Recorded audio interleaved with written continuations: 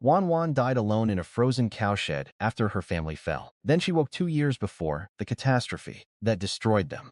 At 16, she was back inside the untouched Gu estate. Her parents and 3 brothers were alive, with no warning. Rebirth also gave her a limitless storage space inside her mind. Anything stored there stayed unchanged, including food and medicine. That power could hide an entire fortune from future raids. This time, the wealth that doomed them would fund survival. Juan Wan tested the power on a jade clasp, making it disappear and return without damage. Pastries and fruit also emerged perfectly fresh, proving time inside the storage space did not pass normally. The ability could not grow crops or raise livestock, because the white void contained neither soil nor water. For pure storage, however, Juan Wan could not find any practical limit to its size. Her last night began with cold, reached through torn clothing, before hunger finally overcame what remained of her strength. The cowshed had broken walls, packed snow, and no one nearby who still knew the once famous Gu daughter was dying there. Old wounds covered her body because the family's collapse had been followed by years of beatings, forced labor, and displacement. Death came without a funeral, a witness, or any surviving relative capable of claiming her body. That ending made the soft silk beneath her after rebirth feel almost impossible to trust at first.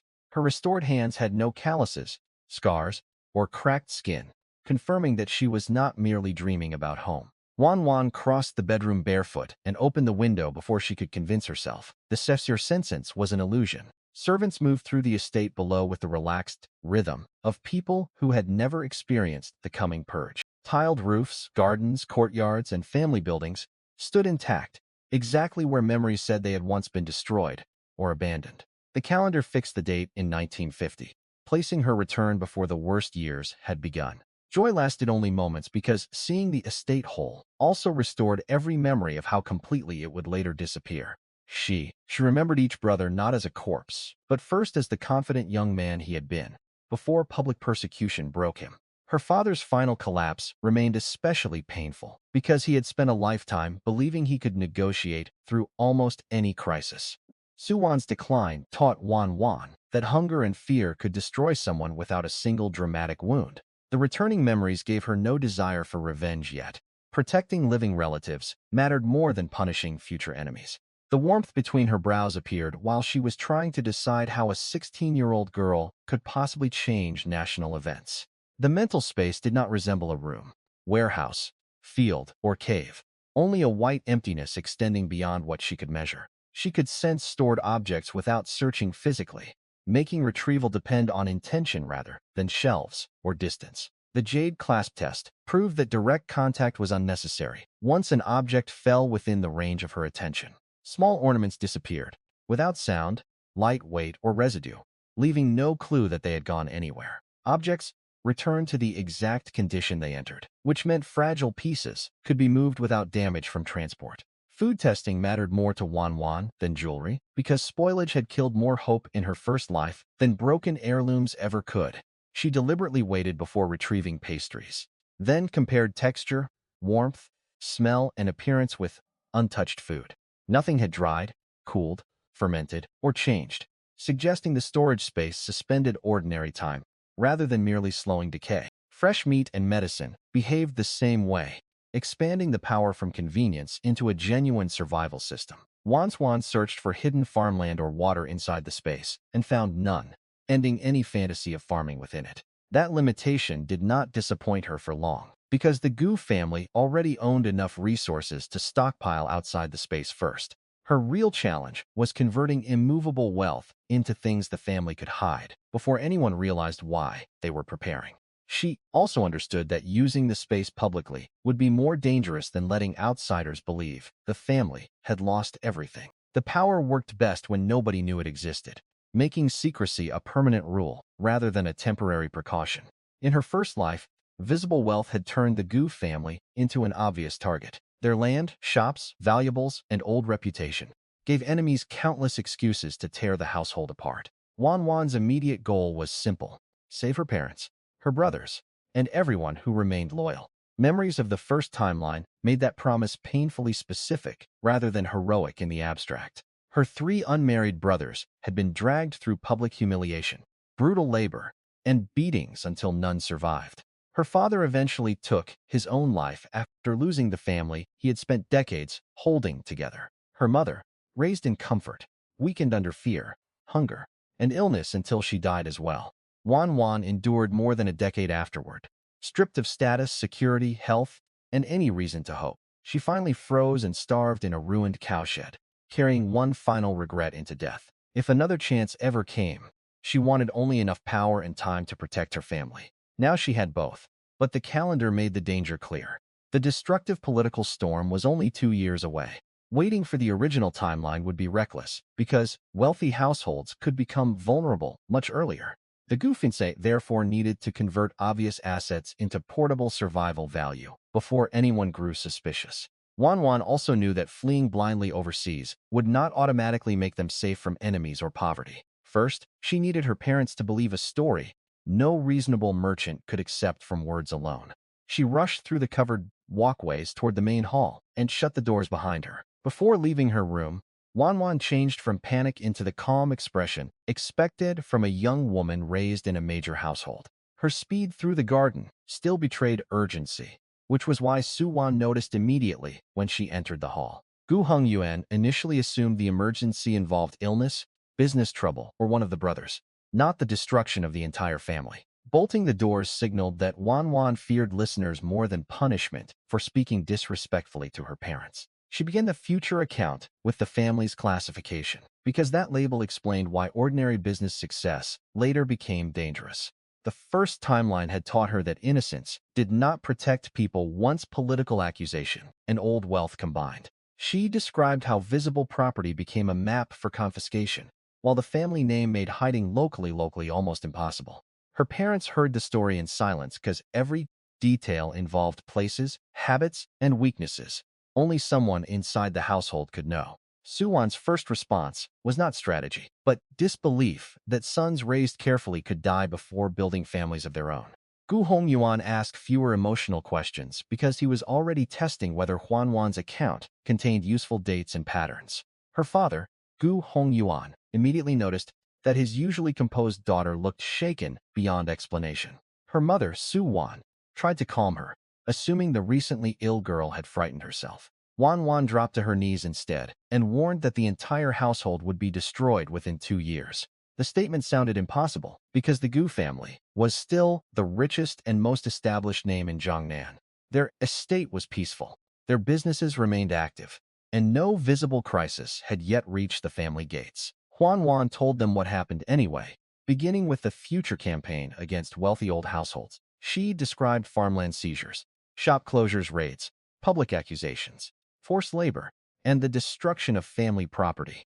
More difficult was explaining the deaths, because every relative in front of her had once disappeared one by one.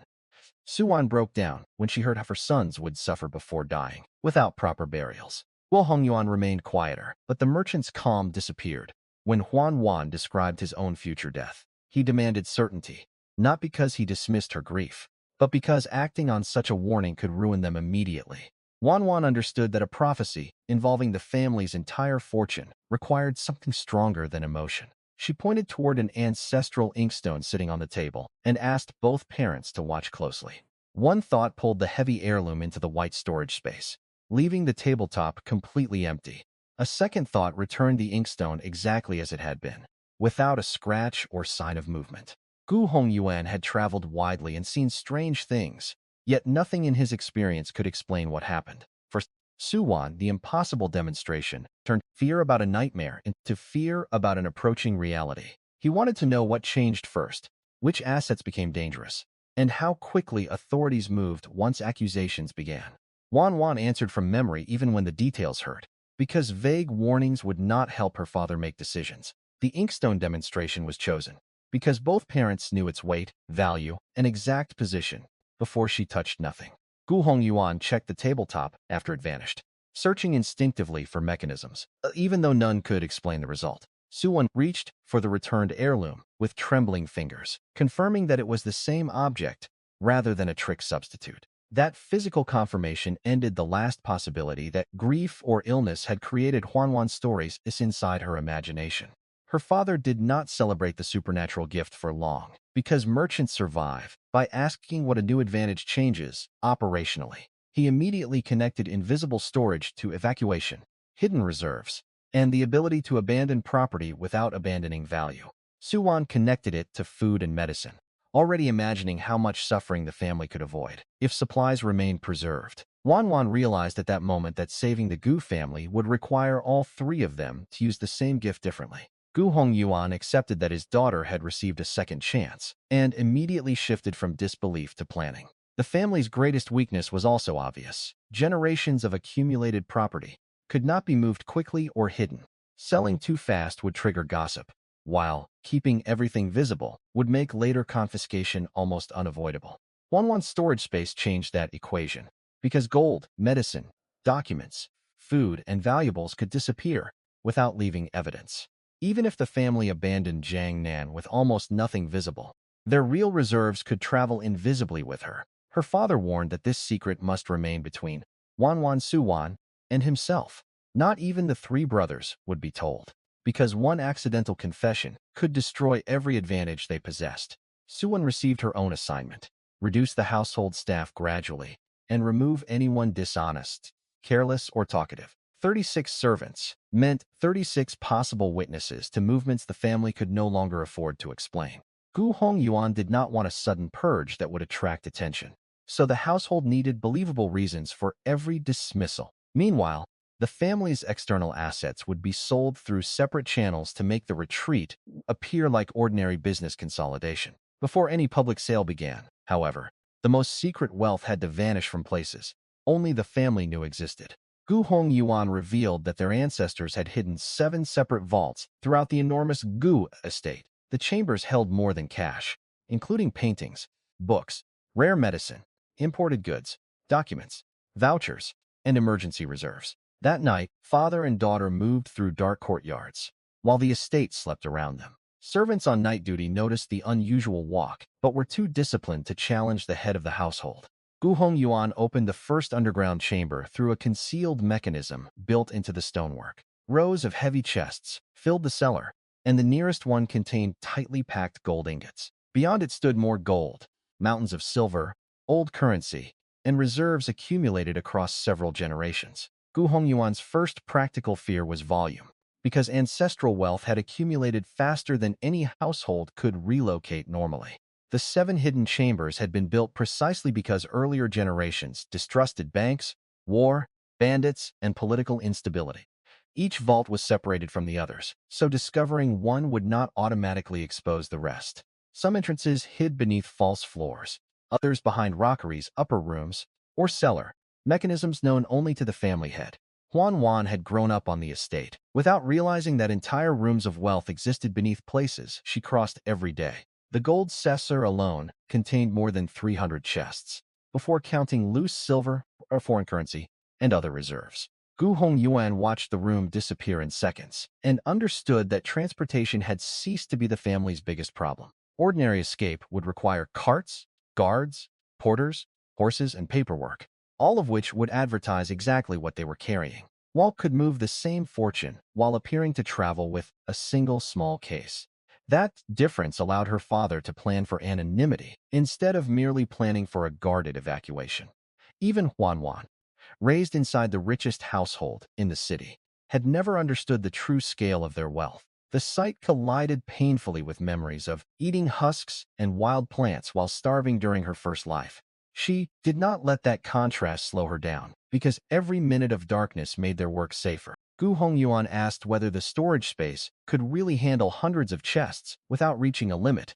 Juan Wan answered by focusing on the entire room, instead of moving each object individually. The treasure vanished in silence, leaving an enormous family vault, suddenly bare from wall to wall. That demonstration shook her father, almost as deeply as the returning inkstone had earlier. Wealth at once required guards, locks, hidden rooms, and generations of secrecy now weighed nothing during an escape.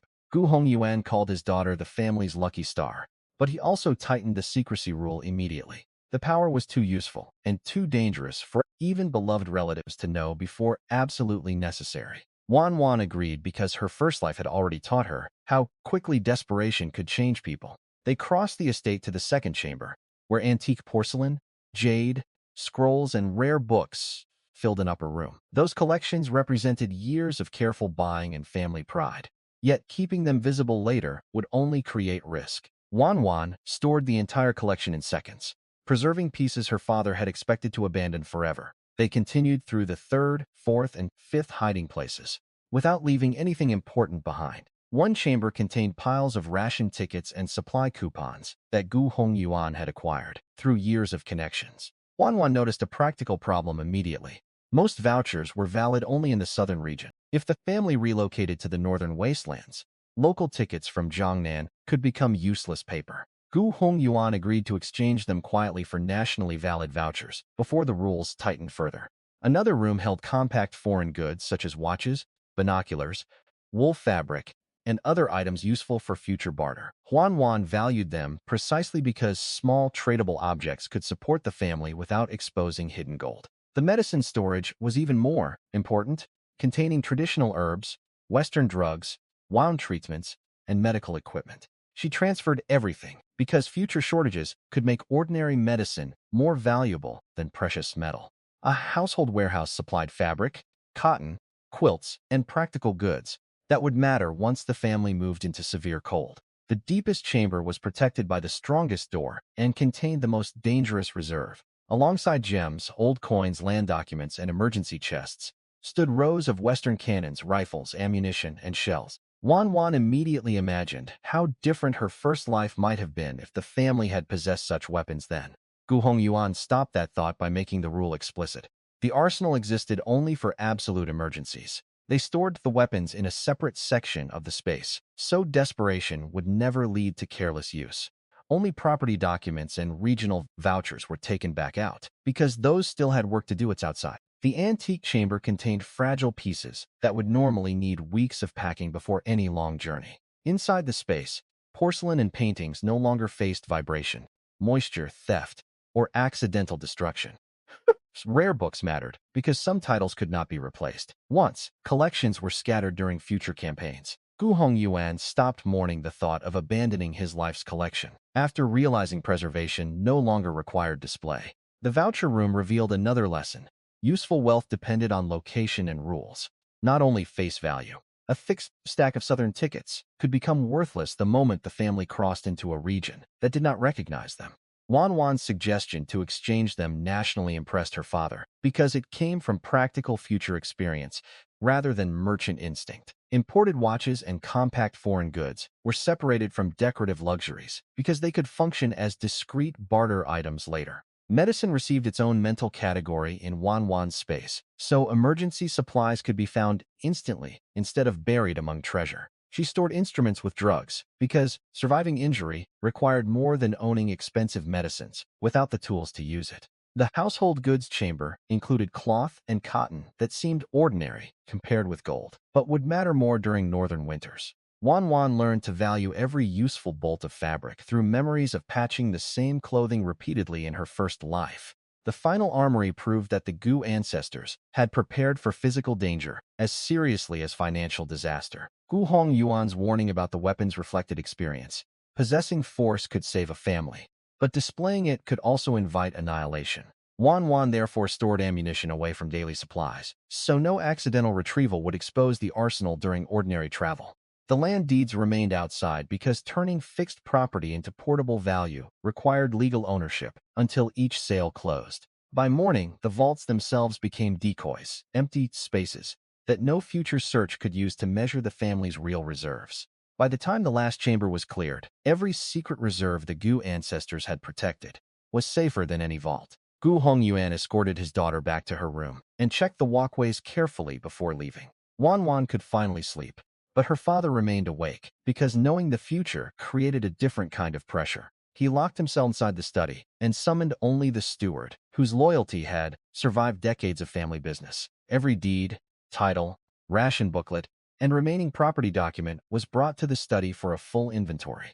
Before dawn, Gu Hongyuan began turning a century of visible prosperity into a plan for disappearance. Gu Hongyuan's sleepless night was spent converting supernatural possibility into an ordinary sequence of merchant decisions. He counted properties not to admire them but to decide which could be sold quickly, without causing a visible collapse. Some commercial sites were profitable enough that buyers would come immediately, while rural land required a slower local approach. Different buyers also meant rumors would stay fragmented, instead of one person realizing the family was liquidating everything.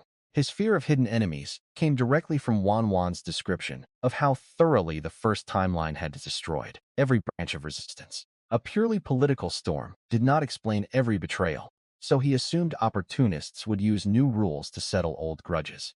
That assumption made overseas flight even less attractive because predictable escape routes could be watched by people with private motives. Suwon's relatives abroad offered emotional security, but Gu Hongyuan knew dependence on another clan would reduce the family's control over its future. Wan Wan remembered wealthy refugees who reached foreign shores only to discover that savings disappeared quickly without local knowledge or protection. She also knew that carrying visible gold through ports would create theft risks before politics ever became the main problem. The North offered the opposite trade-off: harsher nature, fewer luxuries, but far less attention from the people who knew the Gu name. Gu Hongyuan preferred a difficult place where hard work could solve problems over a comfortable route controlled by strangers. He began imagining forged identities, modest occupations, and a household small enough to blend into an ordinary northern settlement. The move would require the family to abandon prestige voluntarily before enemies could strip it from them publicly.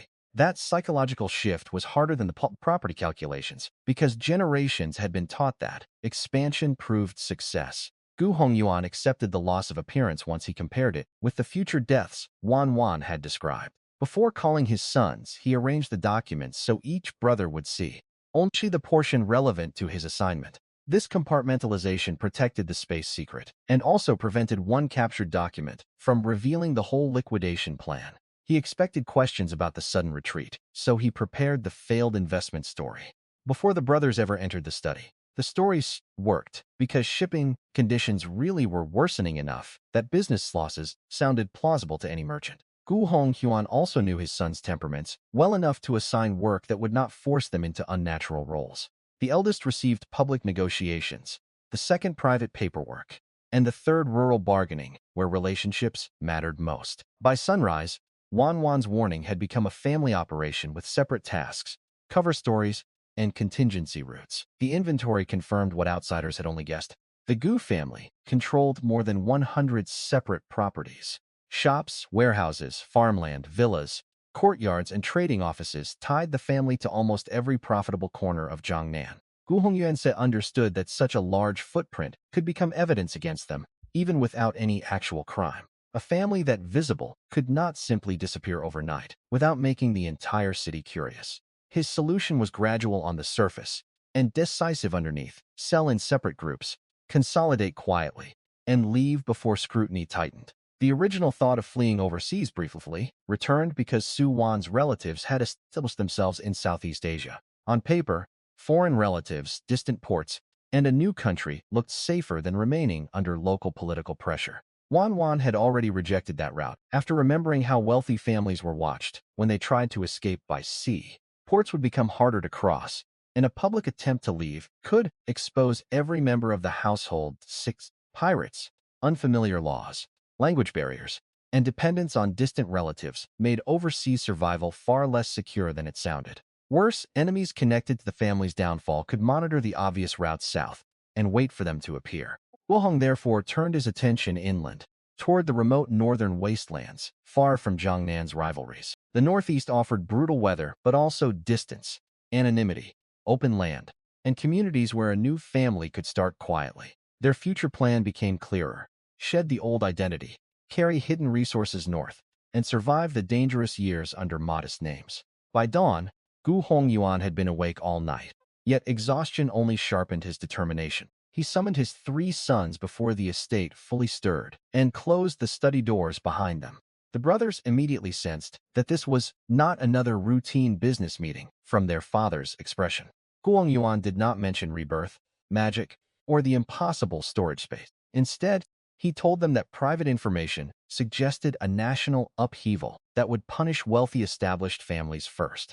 His eldest sons asked how quickly the family needed to act, because selling large holdings carelessly could create its own danger. Gu Hongyuan ordered all three brothers to handle separate categories of property through different buyers and intermediaries. The eldest brother would focus on major commercial assets, including prime storefronts, warehouses, and important city businesses. The second brother would quietly transfer smaller courtyards, scattered homes, pawn shops, and China properties through trusted middlemen.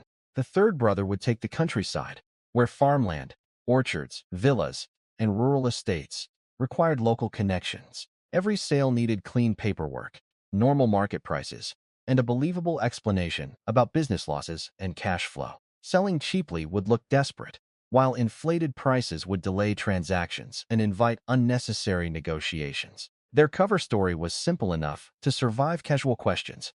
The Gu family had expanded too far and was consolidating. Gu Hongyuan also insisted that the brothers leave no single pattern linking every sale back to one urgent family decision. Each son accepted without demanding the real source of their father's warning.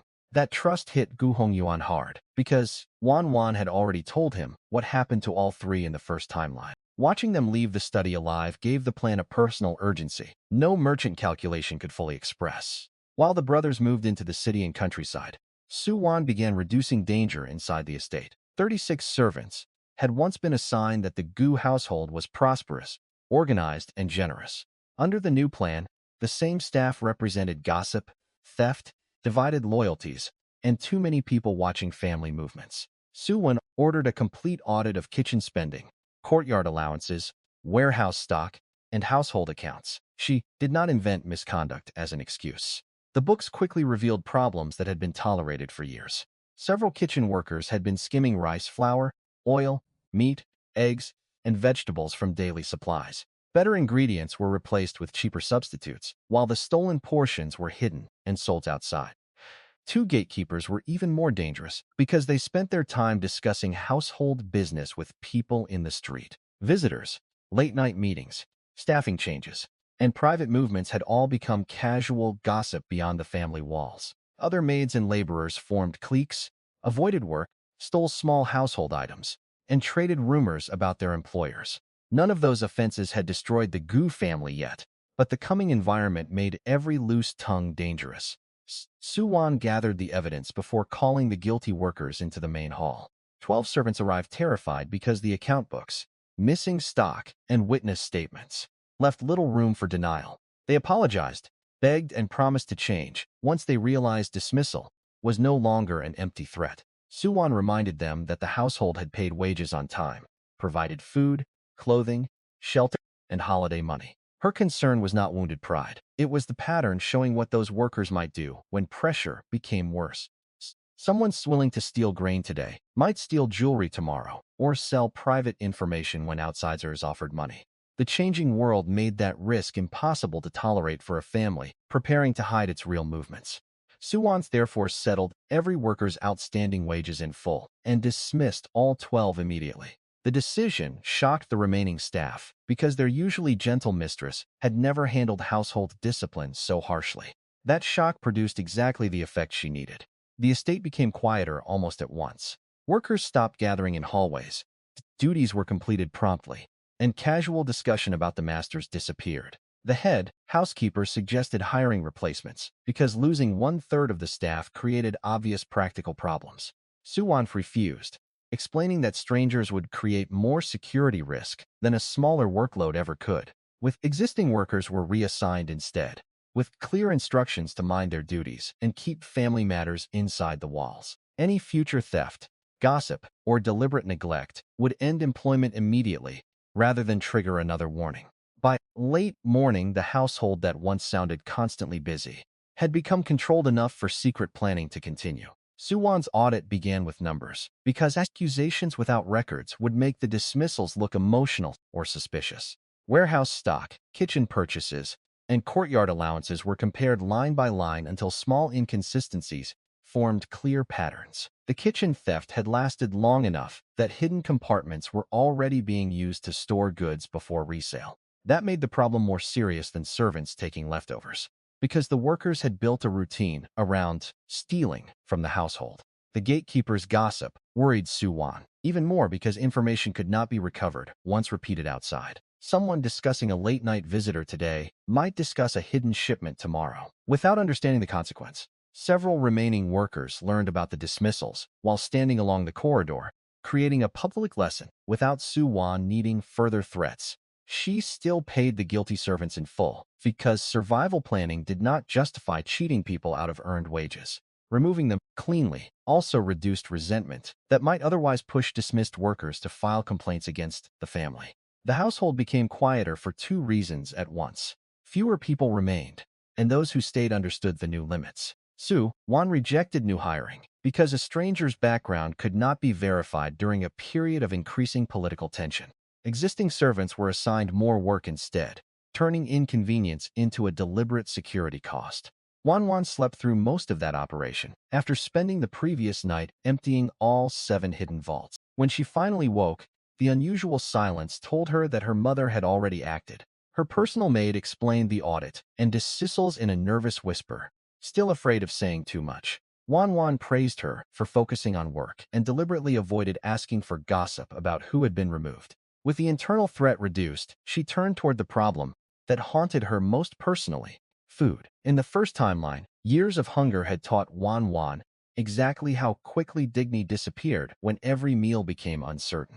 She remembered coarse grain, bitter wild plants, almost no meat, and the constant ache of never eating enough. The storage space gave her a way to prevent that suffering, because cooked food remained as fresh as the moment it entered. Juan Wan began with ordinary items that would never look suspicious during travel or life in a poor northern settlement. She ordered salted duck eggs, dense flatbreads, steamed buns, corn buns, and filling meat buns in large quantities. Dry rations, staple foods, pickled vegetables, and simple cooked dishes could support the family without announcing hidden wealth. Her servants found the sudden appetite strange, but recent dismissals ensured nobody challenged the young woman's instructions. Juan Wan then recognized that buying enormous amounts without an explanation could attract exactly the attention they were avoiding.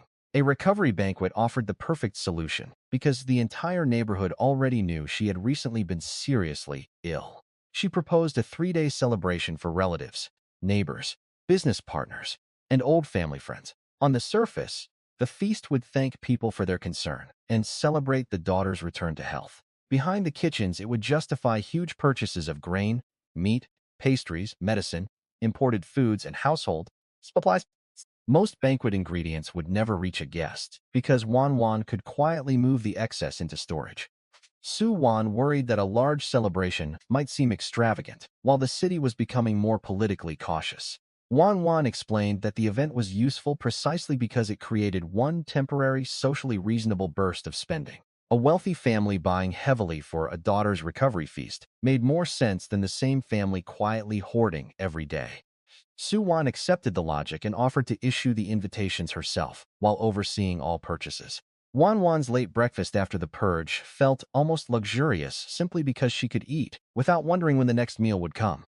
The seafood porridge triggered memories of northern starvation, stronger than any expensive dish could have. She decided that stockpiling should include ordinary food first, because rare delicacies were useless if the family lacked daily staples. Salted duck eggs appealed to her because they provided protein, traveled easily, and could appear on any modest table. Dense breads and buns were chosen for the same reason: filling, familiar, and easy to retrieve without exposing wealth. Juan Wan avoided telling kitchen workers that much of their production might be eaten years later. Instead, her recent illness gave enough authority for servants to accept unusual food requests without debate. The recovery banquet expanded that excuse from one girl's appetite into an event large enough to justify citywide purchasing. Su Wan immediately understood that invitations were not just social courtesy, but operational camouflage. Relatives and neighbors would remember seeing carts of food arrive and naturally connect those deliveries to the celebration. That memory could later protect the family if anyone asked why merchants had sold them so much in such a short period. Threes also allowed purchases to be spread across multiple mornings rather than concentrated into one suspicious shipment. Su Wan took responsibility for guest lists because she knew which families would attend without prying into household finances. She could also use old friendships to order scarce ingredients through normal channels rather than black market methods. Juan Wan planned to store most excess food after chefs had prepared it, since cooked meals remained preserved just as well as raw ingredients. That meant labor invested today could save the family cooking fuel, time, and effort during future shortages. Her first life hunger made her think beyond calories toward the emotional value of familiar flavors during exile. Food from Jiangnan would later remind parents and grandparents that migration had not erased every part of home. Mother and daughter now had a public reason to bring food through the gates faster than the kitchens could possibly consume it. At the same time, the three brothers prepared to sell property, using strengths that matched their personalities. The eldest brother had years of experience managing city businesses and could speak comfortably with established merchants. The second brother was reserved, careful, and better suited to private transactions, where discretion mattered more than charm. The third brother knew people across the countryside and could negotiate with farmers without looking like a distant city landlord. Before separating, they agreed on the same explanation about failed investments, overexpansion, and a need to recover cash. The eldest brother changed into plain clothing and took only one trusted old steward on his first round of visits. He began with a fabric merchant whose family had traded with the Gu household for many years. Rather than sounding desperate, he explained that several ventures had lost money, and the family wanted to reduce unnecessary holdings. Prime warehouses and storefronts were being sold at normal market value, with clean deeds and no hidden disputes. The merchant immediately understood the opportunity because Gu properties occupied some of the strongest commercial locations in the city. He asked about a riverside warehouse and 2 storefronts he had wanted for years. The eldest brother accepted interest without bargaining theatrically, insisting only on fair value and full payment. Their long relationship made the deal easy to verify, and an inspection was scheduled for the following morning. Instead of returning home, the eldest brother visited tea merchants, dock managers, grain dealers, and other trusted business families. At every stop, he repeated the same restrained story, without revealing that the entire household planned to leave. Buyers reacted quickly because the properties were profitable, maintained, and rarely available on the open market. Several merchants offered to take multiple locations as soon as books and deeds passed inspection. The Gu family's first public retreat therefore looked less like panic and more like sensible business consolidation. That appearance would become crucial once officials began asking why one of Jiangnan's richest families was suddenly shrinking. The three brothers' personalities created a second layer of camouflage because their sale methods looked unrelated to outsiders. The eldest's formal merchant visits matched work he had performed for years, so no one found his presence unusual. The second brother's preference for quiet intermediaries kept dozens of smaller transfers away from social gossip. The third brother's countryside network allowed him to appear as a familiar negotiator rather than an agent, executing a secret family withdrawal. Each brother also repeated the same core business loss explanation, without adding dramatic details that could contradict one another. Gu Hongyuan insisted that all prices remain normal because a fire sale would reveal urgency more clearly than any confession. Good properties helped them obey that rule. Since buyers already wanted locations, the Gu family had rarely offered before. The eldest brother's fabric house visit worked because the buyer had coveted specific warehouses long before the current crisis. Long-standing trust shortened inspection time and prevented arguments about hidden liens or disputed ownership. The same pattern repeated across tea, grain, and dockside business circles, turning a huge liquidation into many ordinary opportunities. Some buyers interpreted the sales as proof that shipping markets were deteriorating, reinforcing the cover story without help from the Gu family. The accepted payments were deliberately messy at first, because refusing common forms of money could itself look strange. Gu Hongyuan planned to normalize the currency afterward through exchanges already used by merchants in everyday business. Juan Wan storage allowed those conversions to happen without leaving large amounts sitting in household vaults overnight. The family did not celebrate completed sales publicly, even when large sums arrived, because appearing relieved could betray desperation. Neighbors instead saw a subdued household, supposedly recovering from business losses and a daughter's illness. That restrained image made the upcoming banquet seem like one last family celebration rather than the beginning of an escape. Wan balanced both appearances carefully, keeping the guest event festive while household staff remained under strict discipline. Wan understood that every convincing public detail reduced the number of outright lies the family needed to maintain later. By the time invitations were sent, food storage, property sales, and reputation management had become one coordinated operation. The next morning, buyers arrived with accountants, builders, and managers to inspect the commercial properties in person.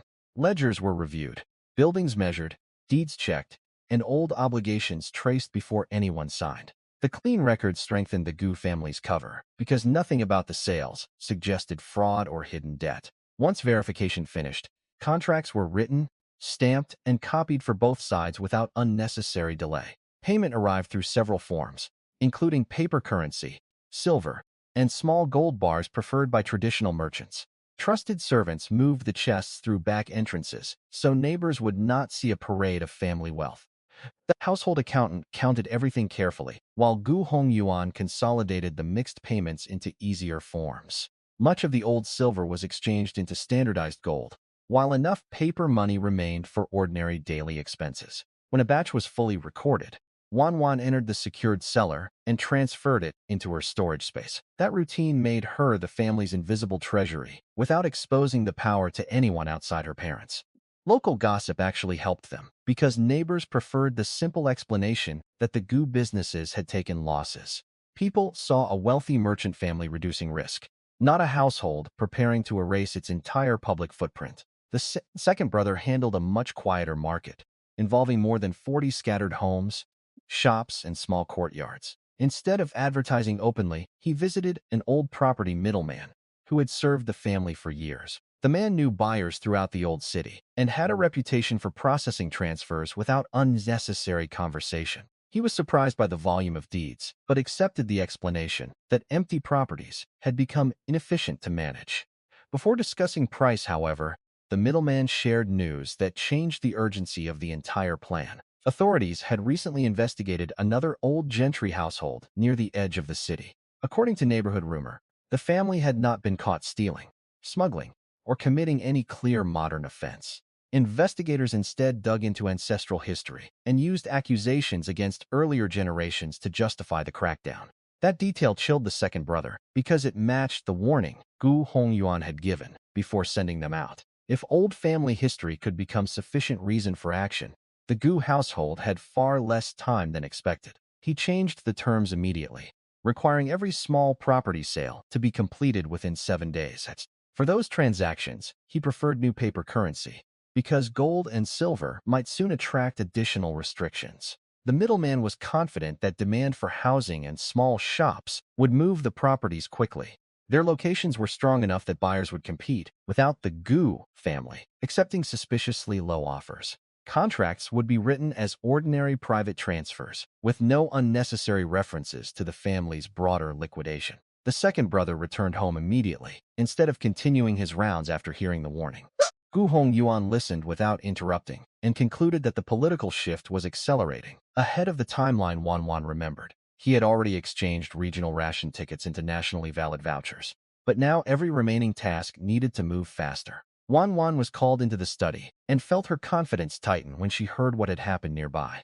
In her memory, this scale of pressure was not supposed to spread so widely for many more months. Rebirth had given her knowledge of one timeline, not a guarantee that every event would repeat on schedule. The family therefore abandoned the comfort of believing they still possessed a full 2-year preparation window. From that moment, speed became almost as important as secrecy. The second brother's old city middleman became valuable because he understood both property law and the unwritten rules of private transfers. His plain courtyard office looked unimportant, which made it ideal for transactions that should never become public spectacle. 40 small properties sounded minor individually, but together they represented a large part of the family's urban footprint. Removing them quietly meant future investigators would find fewer addresses directly connected to the Gu name.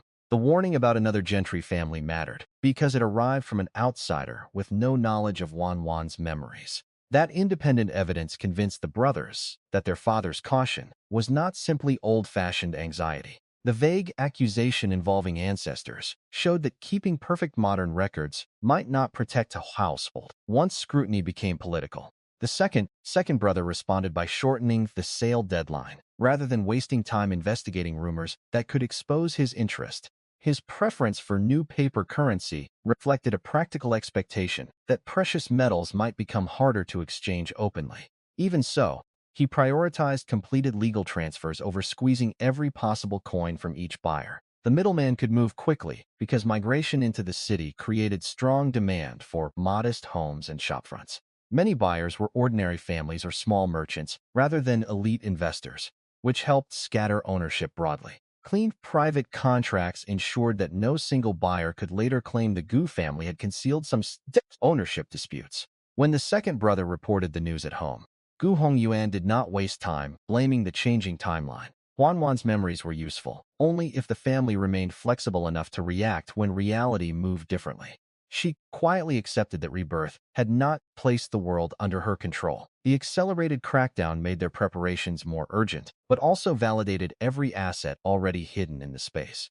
Had the family waited even one more season, the first inspection might have arrived while 7 vaults were still full. The 4-day completion of the small property sales therefore felt less like profit and more like escaping a narrowing gate. Within 4 days, the middleman reported that every one of the second brother's assigned properties had sold. The small courtyards, pawn shops, and streets stores brought in more than 300,000 in new currency. That result proved the second brother's quiet method could liquidate dozens of holdings without creating a public spectacle. The third brother faced a different problem because countryside buyers immediately tried to exploit the family's apparent urgency.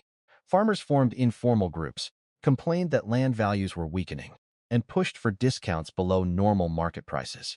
He refused to be bullied by reminding them that the Gu fields were productive and buyers existed in neighboring villages. His position was firm without becoming hostile: fair market value, no cheating either side, and no endless bargaining. If one village refused, he was prepared to ride to the next, rather than turn urgency into visible desperation. The countryside sales had to remain small, because transferring one enormous estate at once could attract official attention. He therefore split fields, orchards, and rural holdings into smaller parcels, and negotiated household by household. Years of friendships helped because villagers and local merchants trusted him personally, even when they distrusted large landlords. What should have been the slowest category actually moved fastest once his network began spreading the word. Within 2 days, the third brother cleared the rural holdings without publicly connecting every buyer to one massive liquidation. Farmland brought roughly 210,000, while rural villas and country estates added another 70,000. The eldest brother completed his city portfolio around the same time, producing far more value from prime commercial property. His storefronts, warehouses, and shipping-related holdings brought in roughly 1,730,000 Fulfand combined. By then, the family had deliberately kept only the main ancestral estate where everyone still lived. Some rural buyers could not pay with modern paper money, creating a practical question about whether old silver should be refused. The third brother returned home to ask before losing willing buyers over the form of payment. Juan Wan told him to accept fair value silver or gold because hidden storage removed the risk of physically holding it. She did not reveal how she would manage those metals, and her brother treated the answer as another family accounting decision. Wu Hongyuan supported her because completing the sales mattered more than forcing every buyer into one currency. Gold, silver, and cash could all be reorganized privately after the transactions were finished. The third brother joked that his little sister suddenly sounded like a business manager, then returned to finish his work. The third brother's countryside negotiations tested a different skill because rural buyers could read desperation as quickly as city merchants. He discovered that farmers who seemed simple could coordinate prices the moment they sensed a large landowner needed cash. Rather than insult them, he framed fair market value as mutual respect and reminded buyers that fertile Gu land had alternatives.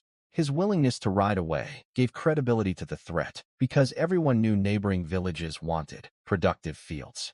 Breaking large estates into smaller parcels also made ownership more useful to local families who could never afford an entire property. That structure helped move land faster while preventing one dramatic transfer from appearing in public records. The third brother spent long days cycling between villages, returning dusty and exhausted, rather than enjoying the comforts of a young master. His family connections opened doors, but every individual sale still required patient bargaining over boundaries, crops, and payment. Some buyers paid partly in silver because rural cash circulation differed from the city. That variation was why he returned to ask before accidentally violating his father's rules.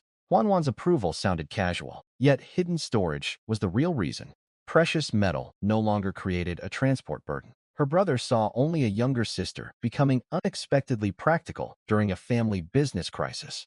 Hongyuan let him keep that interpretation, because every person who knew less had less information to betray under pressure. Juan Wan spent the next days receiving payments, organizing stored assets, and coordinating the enormous recovery banquet. Several of the city's best chefs were hired, giving the household a legitimate reason to buy ingredients far beyond normal consumption. Relatives, neighbors, old friends, and important business families were invited to celebrate Juan Wan's recovery. The event also preserved appearances after weeks' sales by showing that the Gu household was still socially connected. Juan worried about another complication because her husband's parents were returning from a month-long Buddhist retreat. The elderly couple had been isolated on Hungfu Mountain and knew almost nothing about recent political changes. They would return to find servants dismissed, properties sold, and household habits altered without being consulted. Gu Hongyuan believed his father would understand practical danger, even if his mother resisted losing familiar comforts. The deeper concern involved his younger brother, who lived with his own family in Shanghai. Grandmother favored that branch heavily and often expected the wealthier first branch to support them. Juan Wan's first life memories made the uncle far more dangerous than an annoying relative. During the family's collapse, he had protected his own position by siding with people attacking the Gu household. He helped report and accuse relatives, then benefited from what remained after their ruin. Juan Wan did not tell the wider family everything yet, but she resolved that history would never repeat unchecked. For now, the uncle remained far away, while their immediate assets were already moving beyond his reach. Gu Hongyuan reviewed the money collected from the various sales and gave Juan Wan another private storage task. The total family fortune converted through recent transactions had reached more than 3 million in contemporary currency. Her 3 brothers had also packed personal belongings into crates after their father instructed them to prepare quietly. They obeyed without demanding explanations, leaving only clothing and objects needed for ordinary daily life. Juan Wan stored those private possessions as well, preserving sentimental things that might otherwise expose their wealth later. The secret remained limited to the same 3 people, despite the growing scale of preparations. The countryside total mattered less than completing the sale, before rumors about government investigations reached every village. The eldest brother's larger commercial total reflected the decades of value concentrated in river access, warehouses, and prime intersections. Those properties passed to established merchants, who had the staff and capital to take over immediately. Keeping only the main estate gave the Gu family one visible home, while removing the scattered wealth that made them look powerful everywhere. The family deliberately avoided selling the ancestral residence, because leaving no local anchor could make their retreat appear even more suspicious. The old estate also gave grandparents continuity, while they adjusted to changes they did not yet understand. Incoming money was counted openly enough for household accounting, but disappeared into storage before accumulation became visible. Juan Wan began mentally organizing the space by category, because emergency retrieval would become difficult.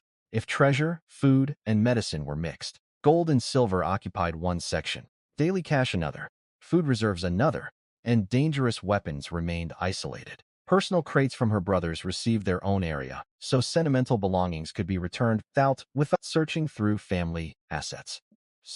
Wan added private savings that had always been considered her personal security inside the marriage. Giving those reserves to Juan Wan showed how completely she had accepted the new survival plan. The family's combined liquid wealth reached a number large enough to attract danger if anyone outside ever learned it existed. Inside the storage space, however, even millions in currency created no visible change in the estate. That invisibility allowed Gu Hongyuan to keep playing the role of a merchant under financial strain. Wan Chan saw the irony clearly. The poorer the family appeared publicly, the richer their hidden survival reserves became. Every sale therefore weakened their social position, while strengthening their ability to endure the coming crisis. By the time the banquet began, the Gu family's visible empire had already been reduced to one estate and a carefully managed story. That secrecy created occasional awkwardness, because the brothers saw goods disappear from circulation without knowing the final destination. Gu Hongyuan handled those gaps with ordinary explanations about storage, sales, or future transport. Juan Wan focused increasingly on food, because starvation was the one first-life memory she could never treat as abstract history. She ordered expensive dishes while the household could still do so openly under the banquet cover. Rare medicines, premium ingredients, imported dairy, coffee, chocolate, preserved foods, as Western, all passed through the estate. Traditional supplements such as ginseng, medicinal gelatin, cordyceps, and deer antler were stored for future illness and trade. None of that meant the family planned to live extravagantly after fleeing. Juan Wan understood that visible luxury in a poor northern community would immediately destroy their effort to blend in. The real strategy was to preserve valuable supplies invisibly while eating and dressing modestly in public. When the banquet morning arrived, the six-courtyard estate was arranged to look like a genuine family celebration. Older guests were seated around traditional tables in the front, while a Western-style buffet occupied the rear courtyard. Merchants, gentry families, business partners, and longtime acquaintances filled the estate with conversation and polite congratulations. Beneath the laughter, guests quietly discussed how rapidly the Gu family had been selling land and commercial property. Some concluded that tightening controls had frightened the family, while others accepted the story of shipping losses. Gu Hongyuan reinforced that explanation when old business friends asked him directly about the sudden retreat. He described frozen cash flow, blocked sea routes, unsold goods, and investments that had become impossible to maintain. His performance was convincing because parts of the shipping market really had become difficult. The guests saw an embarrassed businessman trimming losses, not a father racing against knowledge from another life. That carefully constructed illusion lasted until synchronized footsteps sounded outside the gate.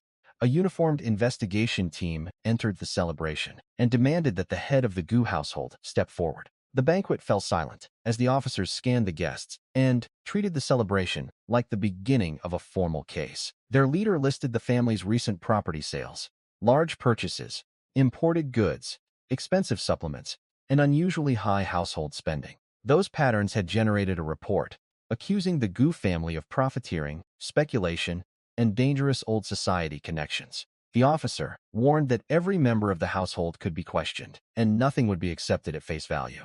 Gu Hongyan stepped forward calmly, but the timing confirmed his worst fear that their retreat had already attracted scrutiny. Before he could defend every transaction, Juan Wan appeared from the covered walkway, wearing the sickly image she had prepared. Her face was deliberately pale, her lips colorless, and her steps unstable enough to make nearby guests worry she might collapse. The performance worked because the entire street had genuinely seen her suffer a serious illness not long before. Juan Wan asked the officers to consider that illness before assuming the family's purchases were evidence of profiteering. She explained that her parents had spent heavily on doctors, medicine, supplements, and special food while she was unconscious. Business operations had suffered, while the household focused on keeping their daughter alive, creating a believable reason for sudden losses. Selling idle land and shops therefore looked like a desperate effort to cover medical expenses and stabilize damaged cash flow. The officer challenged the explanation by pointing toward the imported food and costly tonics purchased in bulk. Juan Wan answered that doctors had described her constitution as severely weakened after the illness. Gentle foods, concentrated nutrition, and expensive restorative medicine could therefore be presented as treatment rather than indulgence. She then used the same medical story to plant the family's future relocation without making it sound like escape. According to Juan Wan, they had heard about healers in the Northeast who specialized in long-term weakness and difficult recovery. Once stable enough to travel, the family intended to move north so she could seek treatment in a quieter climate. That explanation connected the property sales, heavy purchasing, and future departure under one consistent public story. Several elderly neighbors stepped forward voluntarily and confirmed that Juan Wan's recent illness had frightened the entire street. Their testimony mattered because those people had no reason to participate in the family's hidden planning. The officer accepted that the illness was real, but emphasized that the scale of the family's activity still required caution. A report had been filed with details, meaning friendly neighbors alone could not erase official suspicion. The investigation team arrived at exactly the kind of public moment Gu Hongyuan had hoped would protect the family from arbitrary treatment. Dozens of respected guests were present, making it harder for officials to invent private claims without witnesses. At the same time, those same witnesses could spread damaging rumors if the family appeared frightened or dishonest. That tension forced every Gu relative to perform calmness, while understanding how close the Florentine suddenly felt. The officer's accusation connected several true facts into a dangerous interpretation: property sales, imports, and extravagant spending. Juan Wan had anticipated each fact separately, which was why her illness could explain them under one believable cause.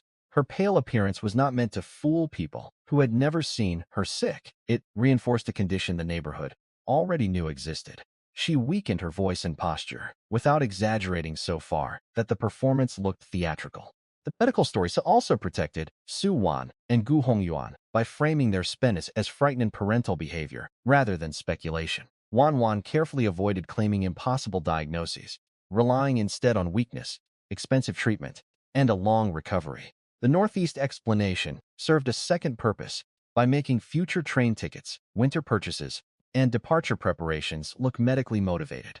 Neighbors who had watched doctors enter the estate became independent witnesses without realizing they were helping an escape plan. Their spontaneous support gave the officer social cover to consider the family's explanation reasonable. The eldest brother stepped in next, speaking like the experienced businessman he had become. He acknowledged the officer's duty, while repeating that every sale had legitimate contracts, clean books, and traceable payment. The family's steward quietly moved near the lead officer, with a lacquered box, while the conversation continued. A small gold bar passed discreetly into the officer's hand as a private request for reasonable treatment. The gesture was risky, but the eldest brother understood that relationships and face still influenced how hard an inquiry became. The officer did not publicly accept a gift, yet he also did not turn the situation into a confrontation. Someone above him had apparently already suggested that the Gu family had deep roots, but no solid criminal case. The third brother added his own easygoing assurance that the household intended to live quietly and avoid unnecessary attention. Neighbors continued defending the family's ordinary conduct, giving the officer multiple reasons to step away without losing authority. He finally announced that the report would be set aside for the moment because the sales had plausible explanations. That relief came with a direct warning. Another complaint might not end with conversation and neighborhood testimony. The citywide campaign was tightening, and a family's visible could not afford another period of conspicuous spending. Gu Hongyuan thanked him formally and promised to reduce attention immediately. The eldest brother then shifted the discussion from emotion back toward contracts, accounting, and lawful transactions. That combination of a sick daughter and clean paperwork made the accusation harder to sustain without stronger evidence. The discreet gold gift was not the family's main defense, but it reduced the chance that an ambitious officer would keep pushing for personal reasons. Kong Yuan's reputation and old business relationships also meant the investigators knew a harsh confrontation could create complications beyond one household. The officer preserved his own authority by issuing a warning instead of admitting the report had collapsed. His statement that another complaint would be treated more seriously changed the family's risk calculations immediately. The banquet could continue, but nothing similar could be repeated once the current stockpiling opportunity ended.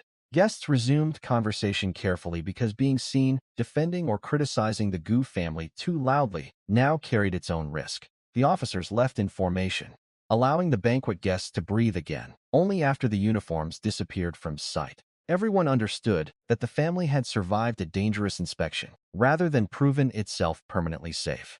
Gu Hongyuan restored the celebration with a smile and invited guests to continue eating as though nothing serious had happened. Conversations resumed, but nobody touched the subject of the Gu family's sales or wealth again.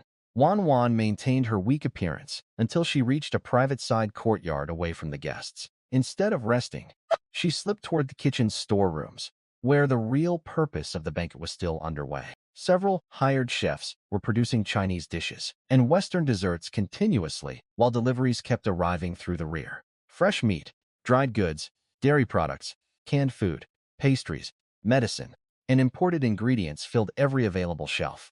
Suwans quietly guarded the doorway while Wan Wan entered alone and shut the room from curious servants. Mother and daughter had developed a simple system.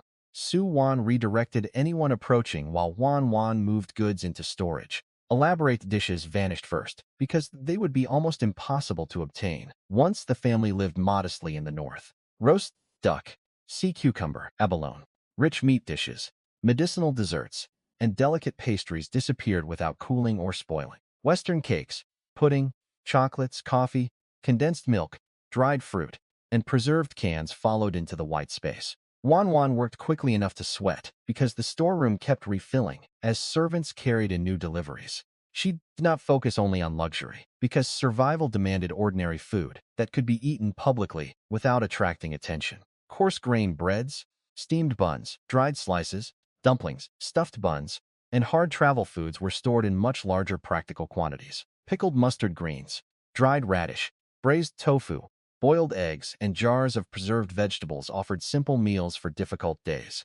Malt candy, sunflower seeds, and other small snacks were included, because long travel and winter isolation would test morale as well as hunger. Everything remained warm, fresh, and unchanged inside the space, removing the usual conflict between prepared food and long storage. That advantage allowed Juan Wan to save foods from Jiangnan that her family might otherwise never taste again. She believed returning south after relocation could be impossible for decades, perhaps for the rest of their lives. The northern wastelands promised safety through distance, but they also meant leaving the flavors and routines of childhood behind. Juan Wan therefore ordered the kitchen to prepare southern specialties in quantities no household would normally consider. Sticky rice lotus root, soy braised duck, glazed goose, shrimp meatballs, and crab soup dumplings entered storage by the hundreds. Local cakes, mung bean sweets, preserved vegetables, sausages, cured duck, sesame pastries, and pepper salt snacks followed. Freshwater chestnuts, foxnuts, water caltrops, and other southern ingredients were stored while they were still easy to obtain. None of these purchases looked suspicious during a huge recovery feast, with important guests arriving all day. The banquet cover transformed stockpiling from secret hoarding into ordinary hospitality, visible to the whole neighborhood. For Juan Wan, the stored hometown food represented more than comfort, because her first life had taught her how hunger erased memory. She wanted her family to survive the North without feeling that every piece of their old life had been taken from them. The white storage space became a bridge between two identities, the wealthy Southern family they had been and the modest migrants they would become. By late afternoon, the kitchens had produced enough preserved meals and specialties to support years of occasional family use. Juan Wan left the public area before relief made her forget why so much food had been purchased. The kitchen had become a temporary supply depot, disguised as hospitality, with ingredients entering faster than guests could consume them. Su Wan's position outside the storeroom allowed her to redirect workers naturally, because the lady of the house overseeing a banquet raised no suspicion. Juan Wan stored finished dishes in batches small enough that chefs would assume servants had carried them toward another courtyard. She mixed premium food with plain travel rations, because survival required both morale and discretion. Fancy dishes might be eaten privately inside a future home, while simple buns and pulls could be carried openly among neighbors. The space's time-stopping effect meant she did not need to choose between storing ingredients and storing finished meals. Prepared food preserved fuel and labor, two resources that could become scarce during harsh winters or political restrictions. Juan Wan also stored medicinal dishes, because illness in the north might require nutrition that ordinary rationing could not provide. Imported canned goods were useful for their durability, even though the space itself already prevented spoilage. Condensed milk, coffee, chocolate, and dried fruit also offered compact barter value if the family needed to trade quietly. Southern pastries received special attention because ingredients and techniques might be impossible to reproduce after migration. Su understood the emotional reason without needing Juan Wan to explain every memory of first life hunger. Mother and daughter worked faster whenever footsteps approached, using simple coughs and ordinary conversation as signals. Nothing supernatural was visible outside the locked room. Workers only noticed that supplies seemed to move efficiently during a large feast. The store's hometown specialties represented hundreds of future meals that no ration ticket or northern market could guarantee. Juan Wan was not trying to preserve an aristocratic lifestyle in public, only to keep choice available behind closed doors. That distinction mattered because she had learned that deprivation was easier to endure when people still had private sources of comfort. Watertown ingredients such as chestnuts and caltrops were stored while fresh because their texture mattered as much as taste. Preserved ducks, sausages, cakes, and pickled vegetables could also be shared with elderly relatives who struggled to adapt to northern food. Grandmother, in particular, would lose clothing, servants, familiar worship routines, and eventually her home region all at once. Juan Wan hoped familiar meals could soften that transition, without exposing the family's hidden resources. The banquet therefore solved social, logistical, emotional, and survival problems with one carefully timed event. Its success also demonstrated how future stockpiling needed to work. Every unusual action should sit behind an ordinary public reason. The officer's visit proved that camouflage was not paranoia, because outside observers were already combining unrelated purchases into accusations. After that day, Gu Hongyuan would no longer assume that wealth alone could buy them more preparation time. Juan Wan likewise stopped treating the original 2-year countdown as a reliable schedule. The family had survived its first direct brush with the approaching storm, but only because their cover story had been prepared in advance. That close call made the return of the grandparents feel less like a domestic inconvenience and more like the next test of family discipline. Suwan never left her post while servants moved in and out, ensuring no one saw a storeroom repeatedly empty itself. The hired chefs assumed ingredients were simply being carried elsewhere for serving or later courses. The official investigation had made the family more cautious, but abandoning the banquet stockpile would waste their best camouflage. Wan Wan finished storing one final batch before guests began leaving through the main gate. Exhaustion followed the relief, yet there was no time to enjoy either, because another family problem was already approaching. A servant hurried in with news that Gu Hongyuan's parents had returned from Hungfu Mountain. The elderly couple had spent a month on retreat and were entering a household transformed during their absence. Su Wan immediately worried about how grandmother would react to missing servants, sold properties, a suddenly modest routine. Gu Hongyuan stayed calm because he believed his father's judgment could prevent the conversation from becoming a family disaster. 2 carriages soon stopped outside the estate, bringing the old couple back into a world they barely recognized. Grandfather stepped down in a plain Buddhist robe, looking peaceful but observant after weeks away from city politics. Grandmother followed with the habits of a wealthy matriarch still intact, including strong concern for her younger son's family in Shanghai. So, before asking about household changes, she immediately wanted news about that favored branch. Gu Hongyuan answered politely and moved everyone inside before discussing the matters he knew could not remain hidden.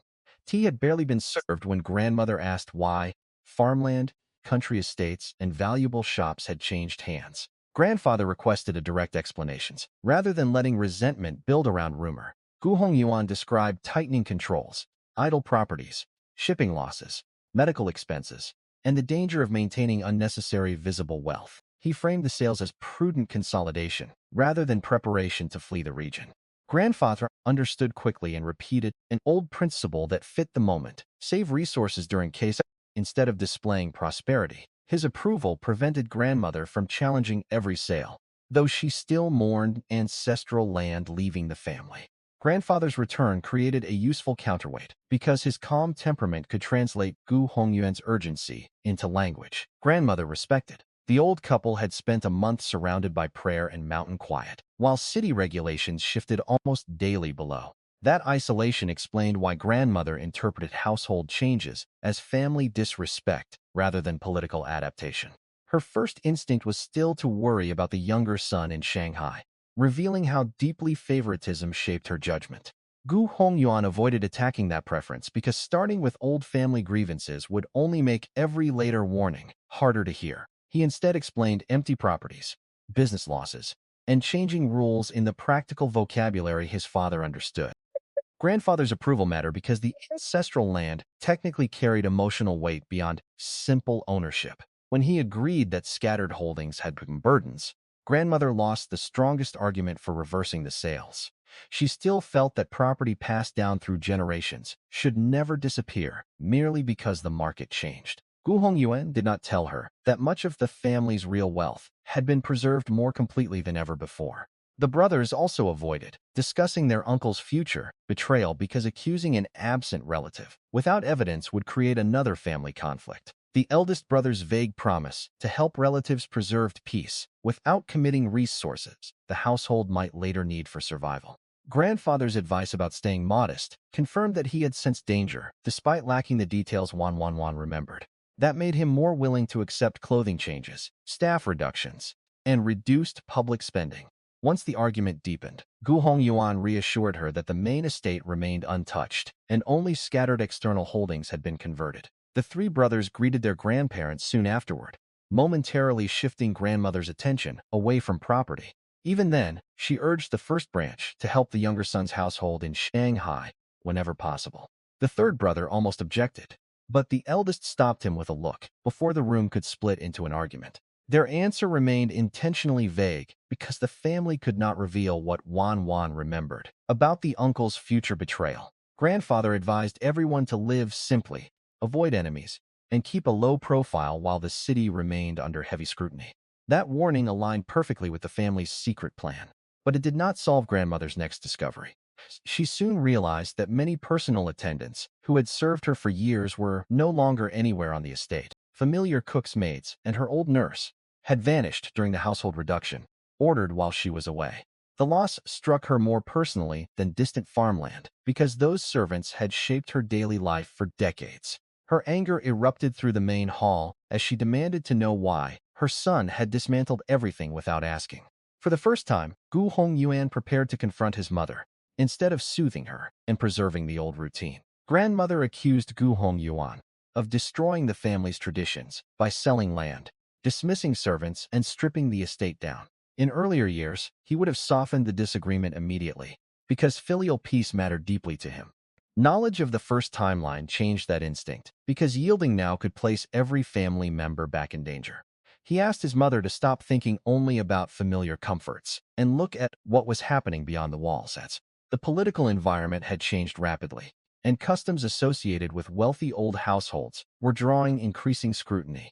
Gu Hongyuan explained that public expectations now favored thrift, plain living, and visible distance from old elite habits. A large servant staff, ornate clothing, religious retreats, and obvious inherited wealth could all make their household stand out. He reminded grandmother that investigators had already entered the estate once that very day. Another complaint could arrive without guests present to serve as witnesses or neighbors willing to defend them. Grandmother insisted that going to a temple and praying peacefully should not make anyone a threat. Gu Hongyuan answered that the practical question was no longer whether an activity felt harmless inside the family.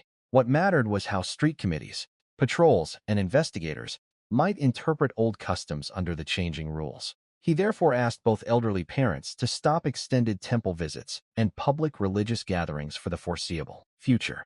Grandfather listened, far more calmly because a month on the mountain had left him genuinely uninformed about recent developments. He acknowledged that retreating from the world had made them slow to recognize how completely social expectations were shifting. Grandmother struggled more because the new restrictions touched habits she had followed since childhood, without questioning them. Her embroidered jacket, silk trim, traditional hairstyle, jade bracelet, and gold ornaments had always represented dignity rather than danger. Gu Hongyuan pointed out that those same details now advertised exactly the kind of old wealth the family needed to hide. He asked her to replace fine clothing with plain cotton and remove expensive jewelry whenever anyone out to see her.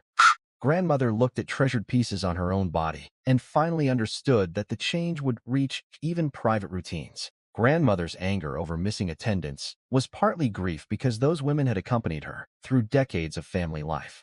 To her, their dismissal felt like being told that an entire lifetime of relationships had suddenly become improper. Gu Hongyuan understood the emotion but could not restore people whose loose connections might expose the family's preparations. He chose directness because soft explanations had already failed to make the scale of danger real to his mother. The discussion of new laws and campaigns was meant to show that old habits were no longer private once neighbors could report them.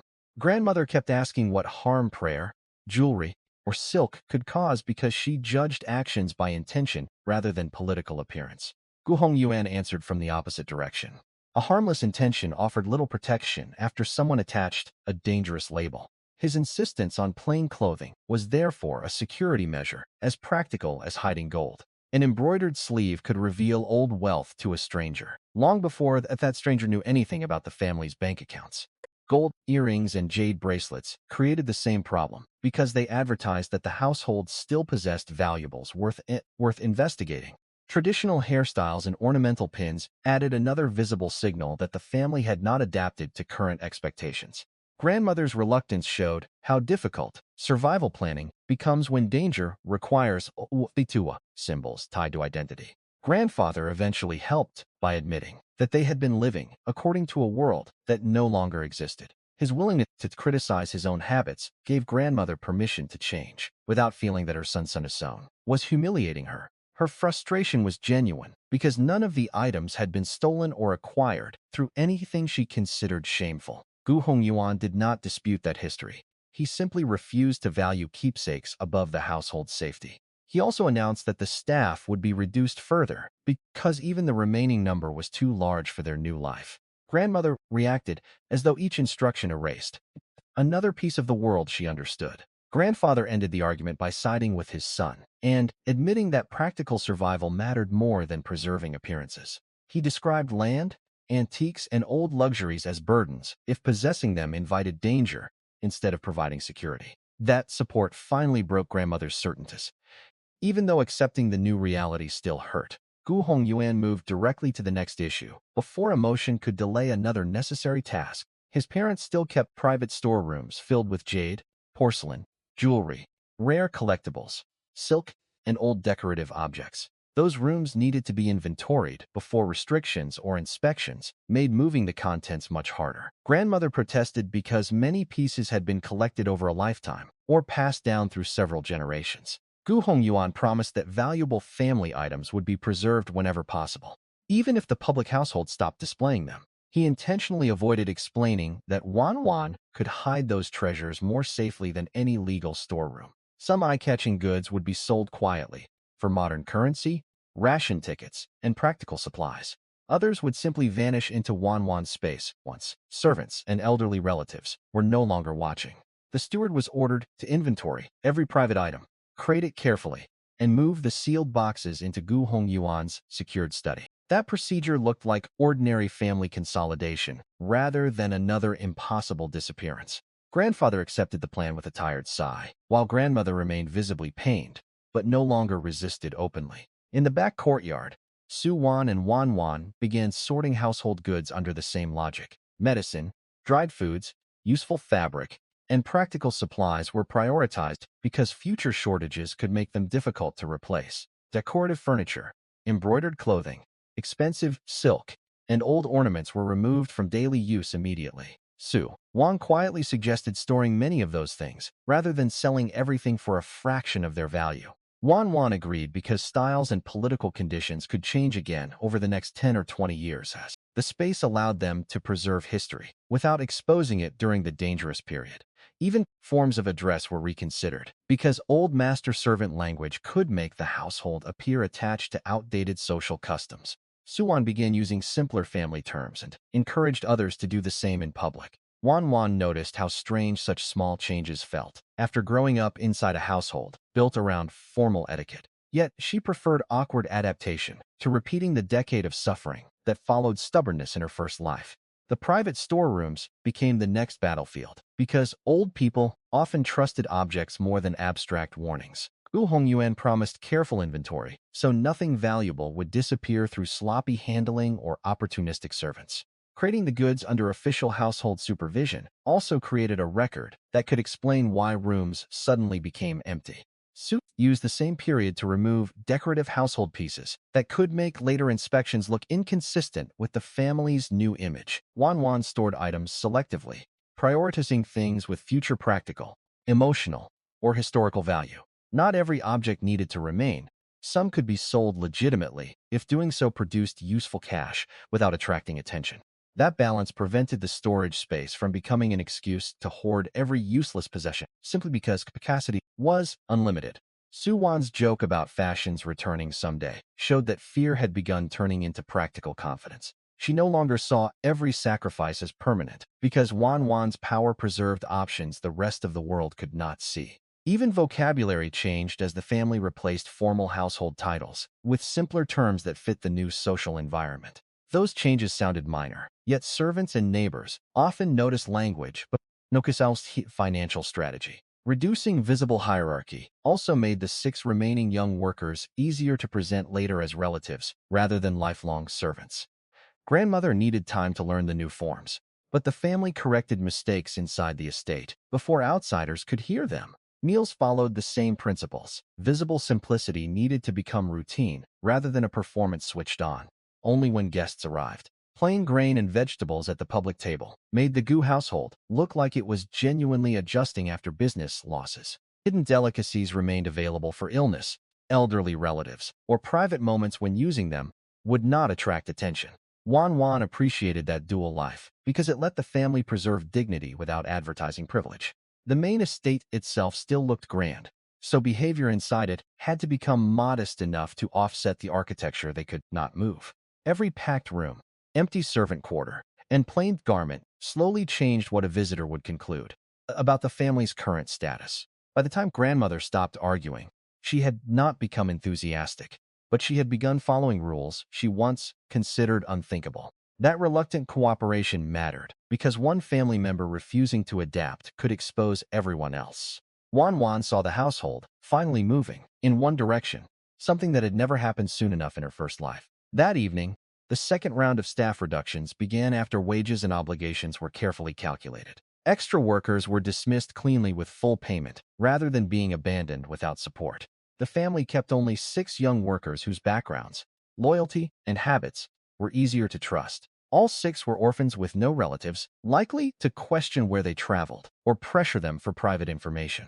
Years at the Gu estate had given them food, shelter, stable work, and a sense of belonging they had never known elsewhere. Gu Hongyuan refused to assume they would follow the family simply because they had once been servants. He gathered them together and explained that the household intended to relocate far north into a colder and harder life. Anyone who wanted to remain in Jiangnan could leave with full wages, extra money, and enough support to begin independently.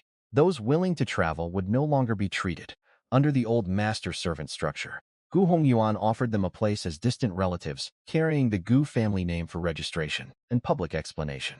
That offer gave 6 young men without families something more valuable than employment, a legal identity, and people to belong with. They discussed the choice among themselves, but reached the same conclusion quickly. Staying alone in an unstable city offered them less security than traveling with the household that had raised them. The oldest spoke for everyone, promising hard work, silence, and loyalty if the family truly accepted them as kin. The others agreed without demanding wealth or special treatment, saying they were not afraid of labor or northern cold.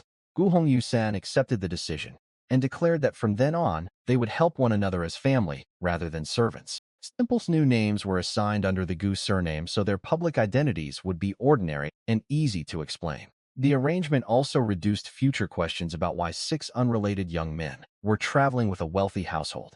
Outside, they would call Gu Hongyuan uncle and Su Wan auntie instead of using old-fashioned titles. Their story would be that distant relatives were migrating together to build a new life in the Northeast. The final staff reduction was handled differently from the first because the remaining workers had not committed misconduct. Gu Hongyuan wanted those leaving to remember fair treatment rather than resentment, so every payment was settled carefully. The 6 who remained had been selected because their behavior over years showed reliability, rather than because they happened to be convenient. Orphan backgrounds reduced outside ties, but loyalty still had to be voluntary for the new arrangement to be stable. Gu Hongyuan explained the northern cold. Honestly, instead of promising comfort he could not guarantee. He also admitted that the family itself would be starting over, meaning everyone would face unfamiliar work and reduced status. The offer to leave with extra money protected the young men from feeling trapped by gratitude. None chose that option because independence without family, housing, or strong connections looked far more dangerous in the current climate. The oldest worker spoke first, only after checking the faces of the other 5, showing that the decision had been discussed collectively. They valued the Gu household, partly because it had never used violence or withheld food to control them. Receiving the family surname transformed position from workers who could be dismissed into people with a public relationship to the household. Simples were chosen because elaborate or prestigious names would undermine the family's effort to appear ordinary. Calling Gu Hongyuan uncle also created a believable reason for the young men to travel, eat, and live with the group. The arrangement helped Juan Wan emotionally because she remembered how isolated the family became when loyal people were scattered during the first collapse. Keeping trustworthy companions increased labor capacity without requiring new strangers after relocation. The young men could help move visible baggage, repair homes, gather fuel, and work outdoors while older relatives adjusted. Their ignorance of the storage space remained intentional, since loyalty did not automatically create a need to know every secret. Gu Hongyuan preferred to reward trust with protection, rather than burden the youths with information that could place them in danger. Juan Wan watched the change with quiet relief, because every loyal person protected now was one less tragedy to repeat. The estate itself looked increasingly unlike the grand household she remembered from childhood. Empty servant quarters, packed rooms, plain clothing, and reduced activity created the appearance of a family whose fortunes were fading. That appearance was useful because people watched households that displayed prosperity far more closely than those obviously downsizing. Gu Hongyuan now had to decide when and how the three brothers should leave Jiangnan, keeping all three visible in the city until the final departure would make the family's movements easier to track. Their faces were well known after years of business dealings, social events, and countryside transactions. He therefore ordered them to leave separately, on different routes, and stay in surrounding towns until summoned. The brothers would use that time to buy supplies in smaller batches from many locations. Grain, flour, oil, salt, sugar, spices, dried vegetables, and preserved food were first on the list. No single merchant should see enough purchasing volume to conclude that the family was preparing for a crisis. Each brother would rent a quiet courtyard outside the city and accumulate purchases there temporarily. Gu Hongyuan would later visit those locations with Juan Wan under an ordinary excuse and empty the goods into storage. The three brothers were never told why their father believed huge supplies could be moved without wagons or warehouses. They simply assumed he had arranged transportation through business contacts and followed the instructions. Their cover story remained consistent everywhere. A large family was relocating north and buying household necessities in advance. That explanation was both true enough to sound natural and incomplete enough to protect the family's real reason for leaving. The first migration plan therefore depended on separation, rather than a dramatic convoy leaving the Gu gates together. Each brother could disappear gradually into ordinary travel while the parents, grandparents, Wan, and remaining relatives prepared behind. Gu Hongyuan emphasized that the North would punish careless preparation even if politics did not. Deep snow, bitter wind, unfamiliar housing, and long winters required clothing the Southern family had never needed before. The household would need to think beyond wealth and learn what ordinary survival actually demanded. Wan welcomed that shift because her first life had shown her that money meant little when food, warmth, and medicine were unavailable. The family's strategy was becoming less about preserving status and more about converting status into resilience. Hidden gold could fund emergencies, but stored grain and warm bedding would keep people alive every ordinary day. Clothing changes began immediately, so neighbors would see the Gu household adapting before the family ever left the city. Silk, brocade, elaborate dresses, and decorative robes were packed away rather than worn in streets, now dominated by plain cotton. Jewelry disappeared from wrists, ears, and hair, removing another visible signal of old prosperity. Grandmother complained quietly, but even she started following the rules after seeing how serious her son remained. Meals inside the estate also became simpler to match the public environment of rationing and thrift. Expensive food continued entering Wan's hidden space, while the visible table served ordinary grain and modest dishes. Every contrast between what the family owned and what outsiders could see became part of the same survival discipline. With the visible household simplified, Gu Hongyuan turned to the colder problem waiting beyond Jiangnan. No one in the immediate family had real experience surviving the Northeast long winters and deep snow. Swan admitted that she had never even seen heavy snow, making preparation an exercise in secondhand knowledge. Gu Hongyuan responded by treating cold weather supplies as essential infrastructure rather than optional comfort. Warm clothing, bedding, heating fuel, insulated containers, and durable footwear moved to the top of the brothers' shopping lists. He also recognized that ordinary shortages could last for years once controls tightened and transportation became unreliable. The storage space gave them unusual capacity, but only if they used the current purchasing window intelligently. One final household member still needed a separate plan before the family could leave safely. The old steward had served the Gu family for most of his life and knew more about its business than almost anyone. Gu Hongyuan trusted him completely, yet the man was older and had a wife, children, and grandchildren rooted in Jiangnan.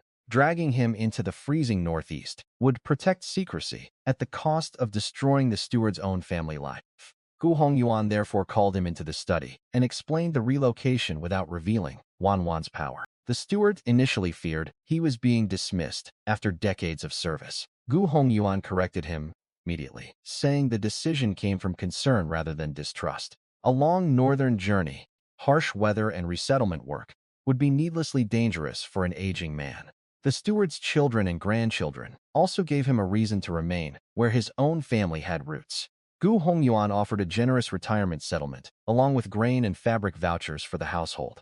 Publicly, the explanation would be simple. Age had finally convinced the old steward to retire and enjoy later life. Privately, Gu Hongyuan asked for one final service that mattered more than continuing ordinary employment. The family intended to leave the ancestral estate behind, rather than sell every visible connection to Jiangnan. Someone trustworthy needed to maintain the property, handle loose ends, and preserve a discreet line of communication. If conditions ever changed, the family wanted the possibility of returning without finding everything completely severed. The old steward accepted with tears in his eyes and promised never to expose the family's movements. His loyalty allowed Gu Hongyuan to leave one person behind without turning that person into another risk. The old steward presented the opposite problem because loyalty was unquestioned, but age made relocation cruel. His decades of service had connected him not only to the Gu family, but also to his own children and grandchildren in Jiangnan. Leaving him behind with nothing would betray the values Gu Hongyuan claimed to preserve while escaping. The retirement payment was therefore generous enough that the steward did not need future employment from another suspicious household. Ration and fabric vouchers were included because cash alone could become less useful as controlled distribution expanded. Keeping the estate in his care also gave the old man purpose, rather than making retirement feel like abandonment. The ancestral residence could remain maintained, without the family publicly paying a large staff after departure. Letters or messages routed through him might later warn the family if conditions changed in Jiangnan. Gu Hongyuan never promised a return date, because nobody knew how long the dangerous period would last. The steward accepted uncertainty because protecting the empty home was the one final responsibility only he could perform.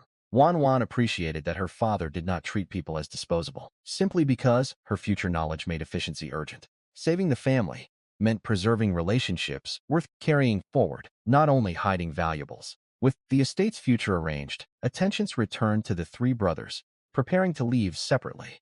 The migration group was gradually taking shape around that principle. Parents, grandparents, siblings, 6 young relatives, and Juan Wan. Each person received a role that matched age, skill, health, and what could be explained publicly. Grandfather could provide senior authority, while grandmother needed protection and time to adapt. Suwan managed food and domestic organization, and the brothers handled external markets and travel. Gu Hongyuan remained the strategist connecting every branch, while keeping the supernatural secret compartmentalized.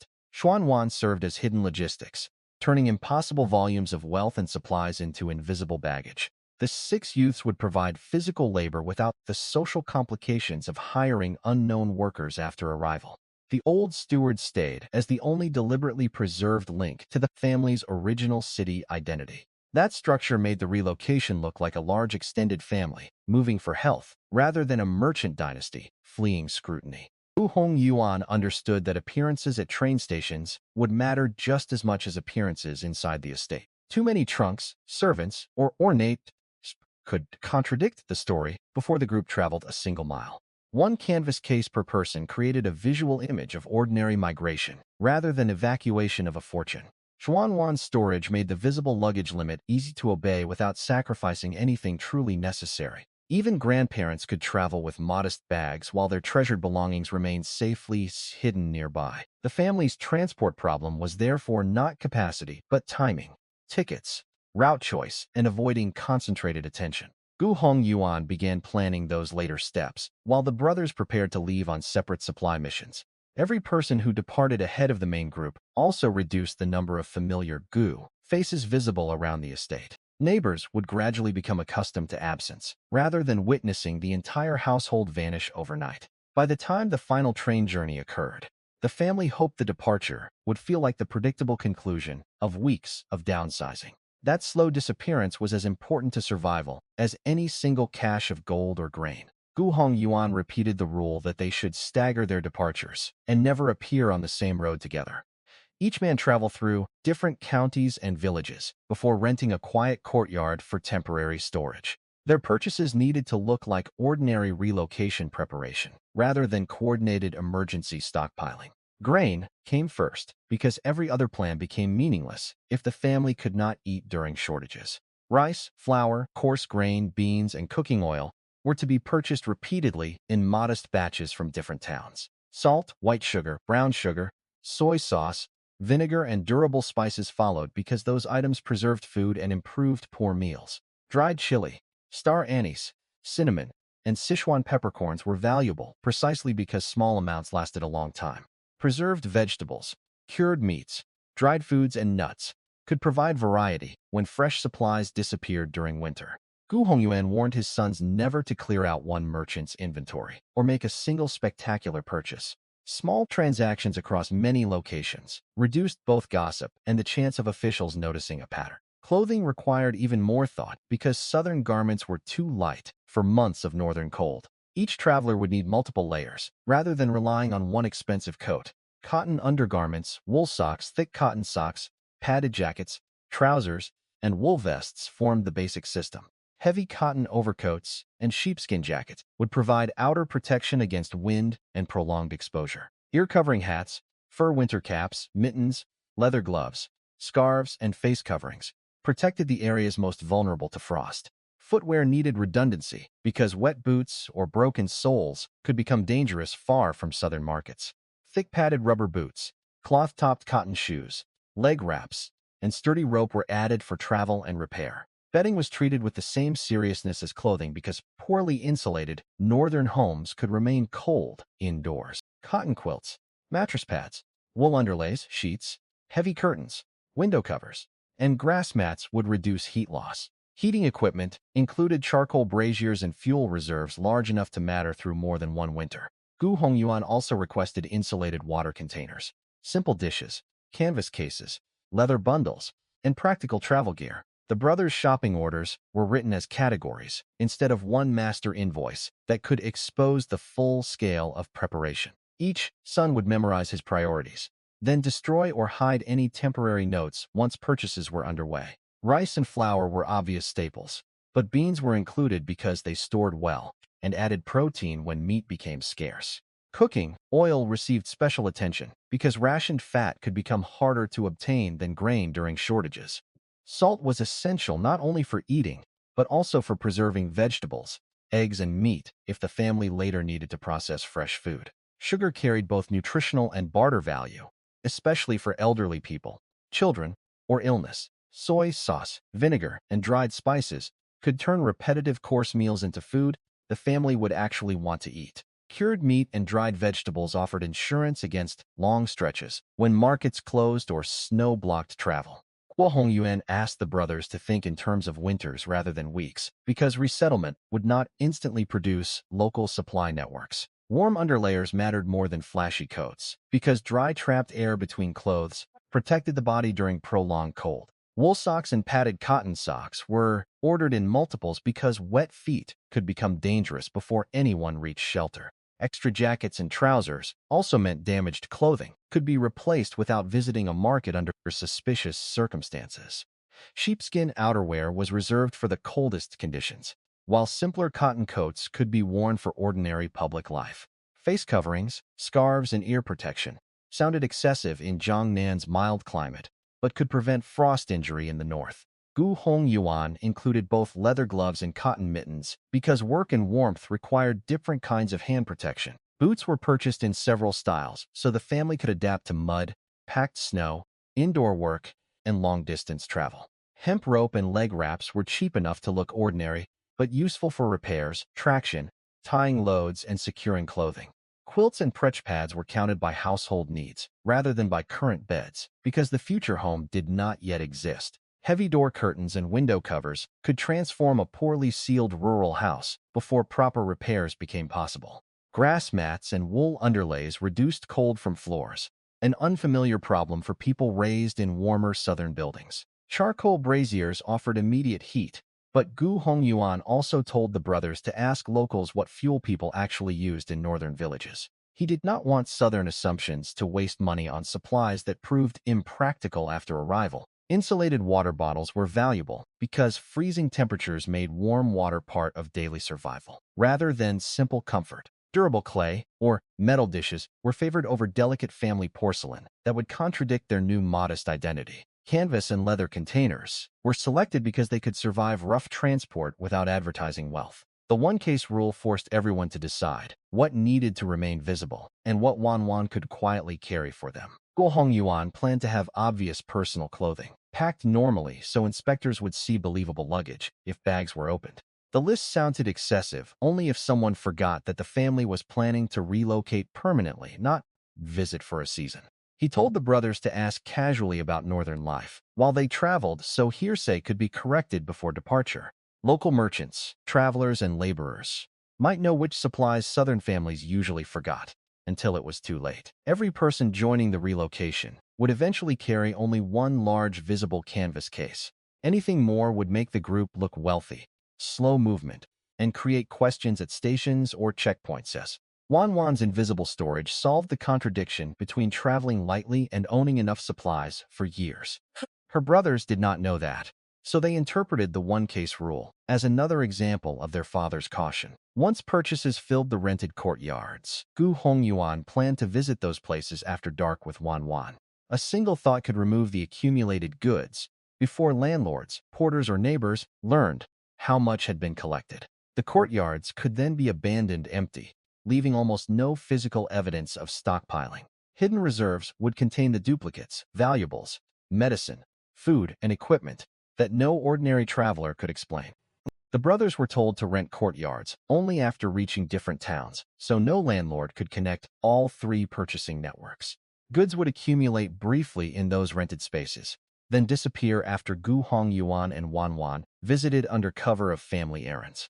Empty courtyards could be returned, without hired carts ever appearing, eliminating questions about where the supplies had gone. Juan Wan's role required travel at night, but her recent illness could explain why her father accompanied her carefully during the day. The family could also claim she needed fresh air, treatment visits, or time away from the busy city if anyone noticed repeated outings. Every cover story was designed to overlap with truth, reducing the number of details relatives might accidentally contradict. The brothers genuinely were preparing for a northern move, even if they did not know why the timing had become desperate. The family genuinely had sold property and reduced business exposure, even if losses were not the main reason. Juan Wan genuinely had been ill recently, even if the banquet purchases were serving a much larger purpose. That strategy made interrogation safer because most answers could be delivered naturally instead of memorized like lies. Gu Hongyuan's final concern was discipline once everyone separated. Since one careless boast in a village tavern could link the entire network, he reminded the brothers that being rich had taught them to solve problems with money. But now attention itself was the scarce resource. Gu Hongyuan still insisted on keeping the public explanation consistent if shopkeepers questioned the sun. They were part of a large household, relocating north permanently and buying roughly a year's worth of necessities in advance. The statement was ordinary enough to end most conversations and truthful enough that nobody needed to memorize elaborate lies. The eldest brother repeated the explanation back to his father, making sure everyone would use the same wording. The second brother focused on route discipline, asking which towns should be avoided if inspectors appeared unusually active. The third brother worried more about merchants, noticing repeated purchases, so he volunteered to spread his buying across rural markets. Gu Hongyuan approved all three approaches because flexibility mattered more than forcing identical behavior. What could not change was the core rule: never expose the family's real fear, and never mention an approaching national catastrophe. Juan Wan listened while remembering how unprepared they had been during the first timeline. Back then, the family possessed money, but waited too long to convert it into things people could actually use.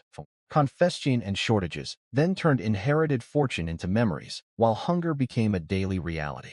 This time, every property sale had already become food, medicine, clothing, tickets, transport options, or hidden reserves. Her father's merchant instincts were doing exactly what her future knowledge alone could never accomplish. He understood negotiation, secrecy, logistics, family authority.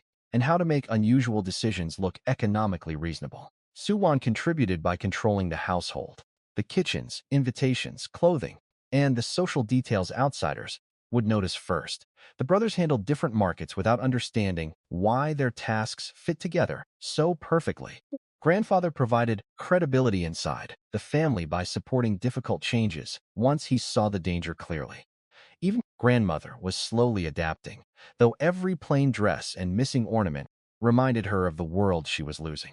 The 6 young men prepared to travel as relatives instead of servants, giving the future household extra hands.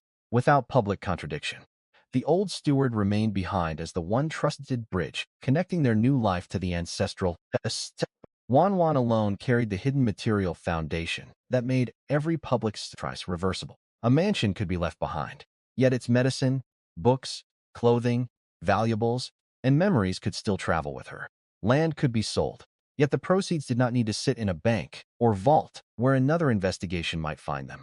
Food could be prepared today and eaten years later with the same warmth, texture, and freshness. The advantage was powerful precisely because it did not fight the changing world directly. Instead, it allowed the family to appear poorer, simpler, and more compliant, while quietly preserving the means to survive. Wan Wan had no intention of using the species to show off or prove that fate favored her. Every test, purchase, and secret transfer served the same personal objective, established on the morning of her rebirth. She wanted her father to grow old, instead of dying under humiliation. She wanted Suwon to remain warm and fed, instead of wasting away from fear and illness. She wanted all 3 brothers to reach adulthood, instead of disappearing one after another before they even married. Her protective goal also included loyal people, who might otherwise be sacrificed simply for serving the Gu name. That goal required giving up the status the Gu household had spent generations building. For Wan Wan, the trade was easy because she had already seen what happened when pride mattered more than timing. The family no longer needed to be the richest name in Jiangnan if that title became another death sentence. Their new form of wealth would be invisible reserves, useful skills, careful planning, and enough distance from old enemies. The coming move north was not yet a victory, and nobody could guarantee safety beyond the city. It was simply the first real chance the Gu family had ever possessed to choose its own future. They should bargain normally, dress plainly, avoid showing cash reserves, and leave any shop that became too curious. No purchase was important enough to justify arguing publicly or revealing family connections. If one town felt unsafe, they were to move to another rather than force the original plan. The eldest brother accepted flexibility immediately because business experience had taught him how quickly markets and officials could change. The second brother focused on keeping receipts and ownership records minimal but sufficient for ordinary transactions. The third brother planned to rely on casual conversation and local trust instead of formal bulk orders. All 3 understood that their father's sudden caution was no longer theoretical after hearing about investigations nearby. Wan Wan did not need them to understand the future. She only needed them to survive long enough to reach it differently. No supply cache had been completed yet, and the family had not boarded a northbound train. Their immediate gain was concrete: hidden wealth, practical reserves, loyal people, and a coordinated escape plan. By the end of the meeting, the 3 brothers understood every supply category and every rule for purchasing discreetly. They would leave the next day at different times, follow different routes, and begin building caches outside the city. Gu Hong Yuan dismissed them only after confirming that none intended to improvise the public story. The brothers nodded together, serious now, in a way their comfortable upbringing had rarely required. Wan Wan watched them accept their orders alive, healthy, and united, knowing that alone already made this timeline different. With the plan settled, all 3 brothers accepted their orders solemnly, ready to leave on separate supply routes.